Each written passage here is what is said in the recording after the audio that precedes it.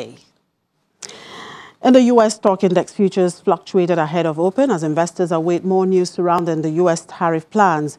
Around 5:30 a.m. Eastern Time, Dow Jones futures slipped 28 points, indicating a drop of 28.36 points at the open. The Nasdaq futures meantime indicated a positive open, while the S&P 500 futures indicated a relatively flat to lower open.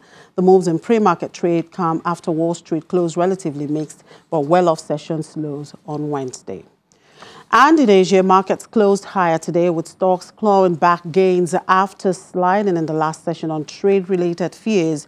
The benchmark Nikkei 225 index rose 0.54%. South Korea's Kospi advanced 1.3%. Hong Kong's Hang Seng jumped 1.69%. Mainland China markets closed higher with gains steepening after the release of upbeat trade data. And back here, MTN Group, Africa's biggest mobile phone operator, returned to annual profit in 2017 in the absence of one-off charges related to $1.1 billion Nigerian fine. Headline earnings total 3.3 billion rand, or about 182 cents per share, in the year ended December, compared with a loss of 1.4 billion rand, or 77 cents per share, a year earlier. Group service revenue rose 7.2% to 124 billion rand due to strong performance in Nigeria. MTN says it will pay a total of 700 cents in dividend payouts for the year, unchanged from the previous year. An economic think tank of financial derivatives companies projecting that headline inflation is expected to continue its downward trend to 14.75% in February. Now, this represents a steeper rate of decline from January's deceleration of 0.24%. In contrast, month-on-month inflation in February is expected to increase to 1.01%. from 0.80%. Let's talk to one of the research analysts at financial derivatives company, Chiamaka Madu. Hello, Chiamaka. Good afternoon and happy Women's Day. Happy Women's Day to you, Chimezi. Thank you for having me. Right, the headline inflation is projected, or you guys out there at the FDC are projecting the headline inflation to decline 14.75% in February. And what is driving this decline, and what is the outlook for March? Well, during the month of February, we noticed some price moderating factors. Global prices of commodities like rice and sugar declined. We've seen stability in the Naira. So Naira has been trading between 362 to 363 per dollar. We've also seen improved liquidity and forex liquidity in the system. In addition to that, we've seen an expansion in the manufacturing sector. We've seen liquidity in the banks come down, as well as power. So all of these factors we took into consideration, and we believe that it will affect headline inflation in February. Now, what is our outlook for March inflation? And let's not forget that the Easter season is coming, so there'll be improved business activities. Manufacturers would, want to build up their inventory levels. So all of these factors we believe would affect inflation for March, but not very. We don't believe that inflation for March will be the increase in inflation will be very significant. Okay, food inflation is estimated to fall by about 1.1% to 17.8%. Why is this, and what components of the basket are responsible for this? Well, let me take you back to about 3-4 years ago in 2014, 2015.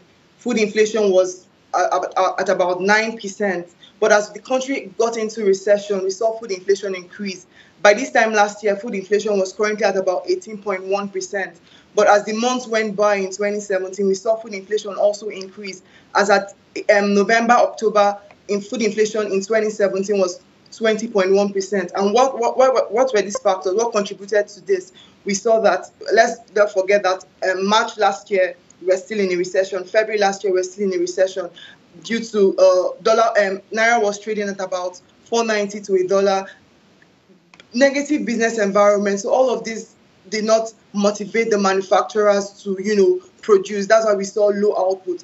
But what's happening in 2018, we're seeing improved confidence in the economy. We've seen stability in the Naira. We've seen improved access to forex. So all of these factors would play in the inflation for March. Yes. All right, thank you very much for your time, Chiamaka Madu, one of the research analysts with Financial Derivatives Company.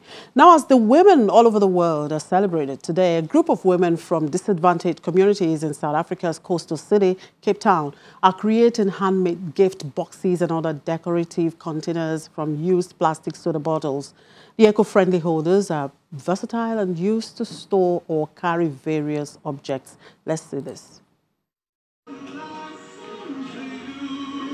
Unwanted bottles in South Africa's coastal city, Cape Town, are being put to good use by a group of women who have found a creative way to turn them into gift boxes and various decorated storage containers. All Women Recycling was started in 2008 with a need to help single mothers living in poor neighborhoods earn an income as they contribute towards cleaning the environment. Today, the company produces various storage items including pencil cases, jewelry holder jars, and its popular gift box range known as Clickety-Click Box. The company has trained over 30 women who make the products using glue and special printed paper. This job, it's help us. First, it's help us, our community, to make our community clean. And then it's helped me to how the skills, how to make the bottle like this, because before we didn't know this Coke bottle, we're gonna make this box to the box of jewelry. So it's helped me to know the skills, and then it's helped me to get some bread to put our table. The women clean bottles brought in from streets in the city by various collectors. Hashtag Press for Progress. That's the theme of this year's International Women's Day. That will be after the break. Do stay with us.